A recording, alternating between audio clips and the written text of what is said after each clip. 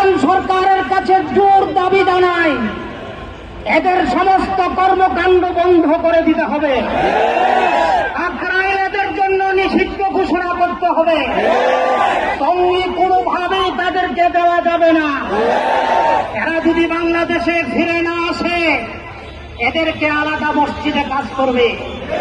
যেভাবে কাদিয়ানিরা আছে আমাদের দেশে, যেভাবে হিন্দুরা আছে, খ্রিস্টান আছে, বৌদ্ধ আছে, এতাতেরাও থাকবে, কিন্তু কাকরাইলে কোনো কার্যক্রম তাদেরকে চলতে দেওয়া যাবে না।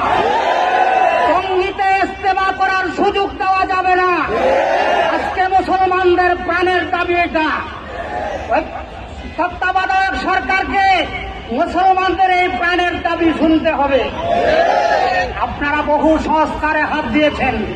আমরা আজকে জনসমুদ্র থেকে আবদাত্ত আহ্বান জানাচ্ছি, আপনারা এই সংস্কারে হাত দেন। এদেশের মুসলমানদের পারস্পরিক রক্ত ঝরানোর অবস্থাটাকে বন্ধ করুন এবং আমাদের মসজিদগুলোতে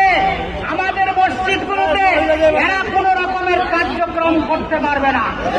কমিটির ভাইদেরকে উদাত্ত আহ্বান জানাচ্ছি, আপনারা একাধিদের কার্যক্রম বন্ধ করে দিন। মসজিদগুলো রক্ত ঝরার যথেষ্ট সম্ভাবনা আছে।